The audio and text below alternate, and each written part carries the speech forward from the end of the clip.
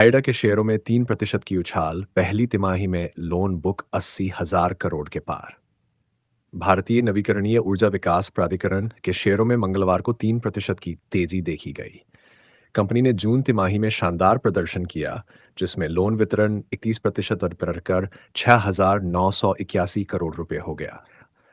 साथ ही कुल loan book 27% की वृद्धि के साथ 79,960 करोड़ रुपए तक पहुंच गई। कंपनी ने 11,740 करोड़ रुपए के नए लोन को मंजूरी दी, जो पिछले साल की तुलना में 29% ज्यादा है। आयोडेरा के इस मजबूत प्रदर्शन से निवेशकों का भरोसा बढ़ा है। रेमंड रियल्टी के शेयरों की धमाकेदार एंट्री, एनएसई पर 4% सस्ते में लिस्टिंग। रेमंड रियल्टी के शेयर आज 1 जुलाई को एनएसई पर 1,000 रुपये और बीएसई पर 1,005 रुपये पर लिस्ट हुए, जो कि 1,039 रुपये 30 पैसे और 1,031 रुपये 30 पैसे के तय मूल्य से 4% और 2.6% कम है। रेमंड से डीमर्जर के बाद कंपनी की ये पहली स्वतंत्र लिस्टिंग है। लिस्टिंग के बाद शेयर 5% की तेजी के साथ 1,050 रुपये तक पहुंचे।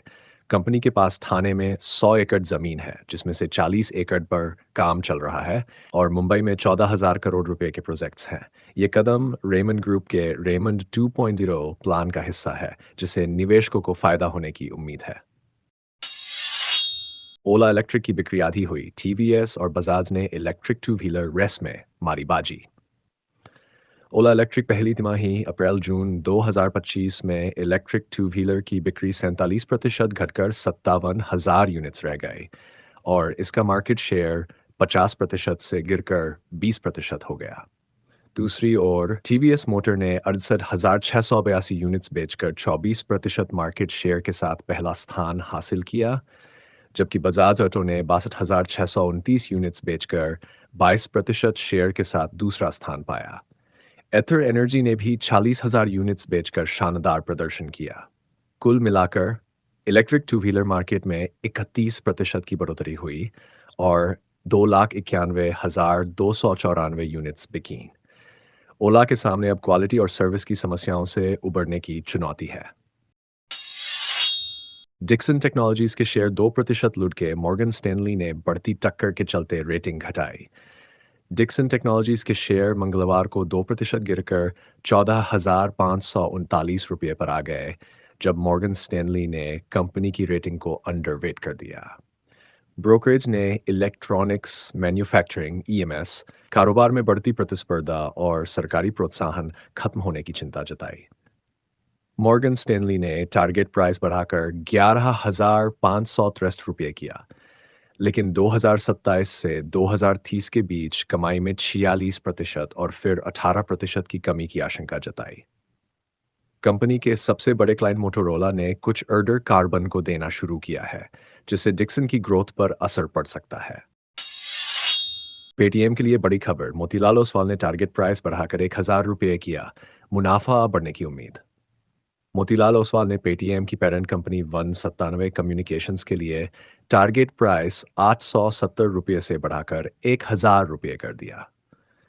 ब्रोकरेज का कहना है कि पेटीएम का बिजनेस स्थिर है और मुनाफा जल्द बढ़ सकता है।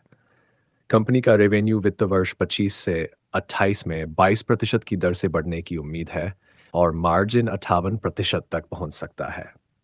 पेटीएम के शेयर मंगलवार को 1% चढ़कर 933 रुपये 90 पैसे पर पहुंचे, जो पिछले 12 महीनों में 125% बढ़ चुके हैं।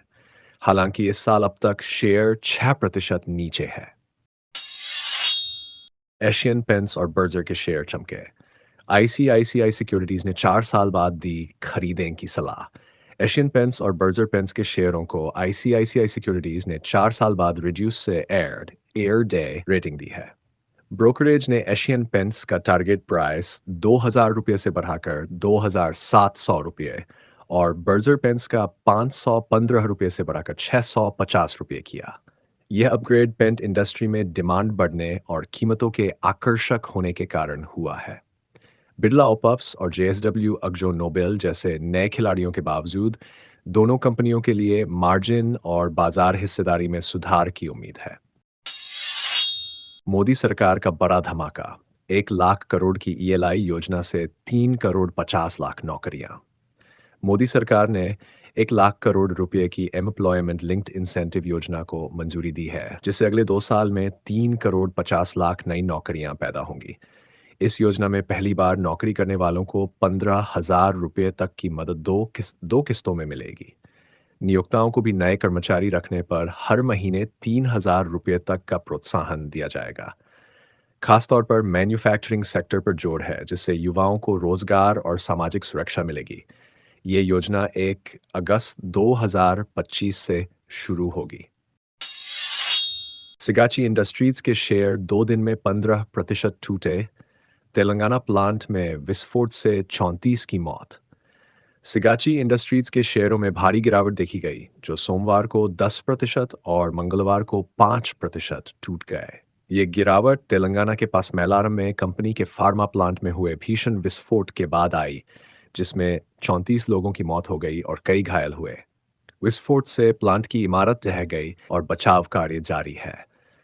कंपनी ने 90 दिनों के लिए उत्पादन रोक दिया है और बीमा दावे की प्रक्रिया शुरू कर दी है। तेलंगाना सरकार ने मृतकों के परिवारों को 1 करोड़ रुपए मुआवजे की घोषणा की है। एशियन पेंट्स पर सीसीआई की सख्ती। बिड़ला की शिकायत के बाद दबदबे के दुरुपयोग की जांच शुरू। भारत की सबसे बड़ी पेंट कंपनी एशियन पेंट्स के खिलाफ competition commission of India CCI ने जांच शुरू की है। ये कदम आदित्य बिड़ला समूह की कंपनी बिड़ला ओपस की शिकायत के बाद उठाया गया, जिसमें एशियन पेंट्स पर बाजार में अपने दबदबे का गलत इस्तेमाल करने का आरोप है। बिड़ला ओप्स का दावा है कि एशियन पेंट्स डीलरों पर दबाव बनाकर उनके उत्पादों को बेचने से रोक रही है और क्रेडिट सीमा कम करने की धमकी दे रही है। सीसीआई ने 90 दिनों में जांच पूरी करने का आदेश दिया है। आईटीडी सीमेंटेशन के शेयरों ने छुआ नया रिकॉर्ड। जून में मिले 2400 करोड़ के ऑर्डर। आईटीडी सीमेंटेशन के शेयरों ने सोमवार को नया रिकॉर्ड बनाया, जब कंपनी ने जून में 2400 करोड़ रुपए से ज्यादा के ऑर्डर हासिल किए। इसमें अबू धाबी के रुवैस एलएनजी प्रोजेक्ट के लिए 580 करोड़ रुपए का एक बड़ा अंतर्राष्ट्रीय ऑर्डर भी शामिल है। इसके अलावा कंपनी ने त्रिवेंद्रम हवाई अड्डे और कोलकाता में एक कमर्शियल बिल्डिंग के लिए 960 करोड़ रुपए के 2 ऑर्डर जीते। शेयर की कीमत 6% से ज्यादा बढ़कर 944 रुपए तक पहुंच गई।